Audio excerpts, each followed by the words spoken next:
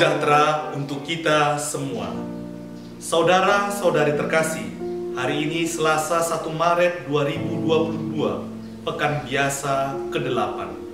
Bacaan Injil diambil dari Injil Markus bab 10 ayat 28 sampai ayat 31. Berkatalah Petrus kepada Yesus, "Kami ini telah meninggalkan segala sesuatu dan mengikut Engkau."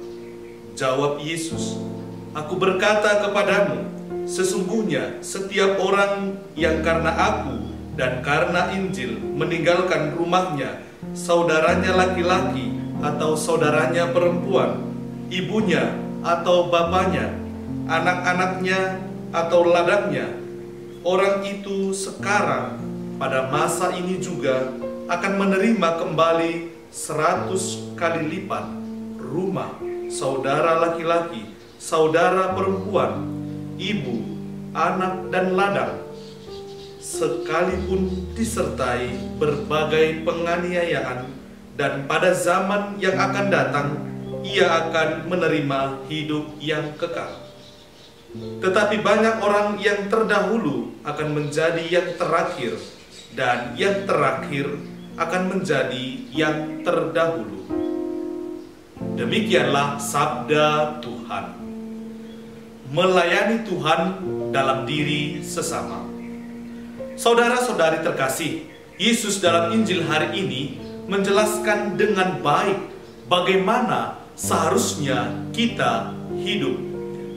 Hidup kita adalah sebagai rahmat dari Allah dan pelayanan bagi mereka yang meninggalkan segala sesuatunya bagi Yesus dan bagi Injil.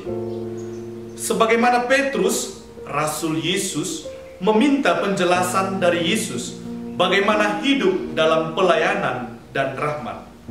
Jawaban Yesus sangat jelas dan tegas, mendalam, dan memiliki makna simbolis. "Sesungguhnya aku berkata kepadamu, barang siapa meninggalkan rumah, saudara laki-laki, saudara perempuan, ibu dan bapa, anak-anak dan ladang, sekalipun disertai berbagai penganiayaan, di masa datang ia akan menerima hidup kekal." Saudara-saudari terkasih, jawaban Yesus sungguh memberi makna yang luar biasa bagi hidup manusia, bagi para pengikutnya. Maka dari itu, ada beberapa indikasi yang jelas dari jawaban Yesus atas pertanyaan Rasul Petrus. Pertama, berkembang dan bertumbuh dalam keluarga dan menciptakan komunitas, melipat gandakannya menjadi 100 kali lipat saudara dan saudari. Kedua, menghasilkan semangat berbagi, sehingga semua akan memperoleh 100 kali lipat rumah dan ladang. Penyelenggaraan ilahi menjadi nyata dan terjadi lewat persaudaraan, di mana semua dan masing-masing saling melayani. Ketiga, masing-masing tidak seharusnya menunggu atau menanti balasan atas perbuatan kasih yang dilakukan.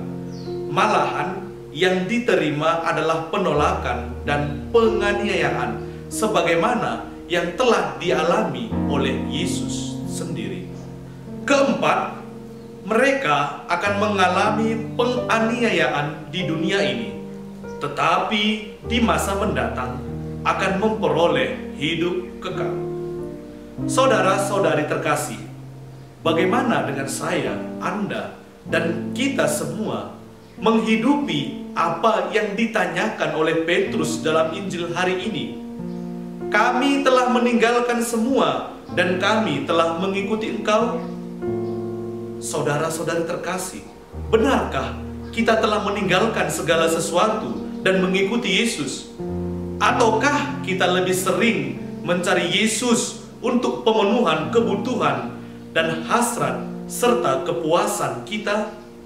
Saudara-saudari terkasih, hal yang penting yang selanjutnya yang perlu kita refleksikan adalah sikap berbagi, pelayanan kasih, terutama bagi mereka yang miskin dan menderita, yang adalah tanda kehadiran kerajaan Allah.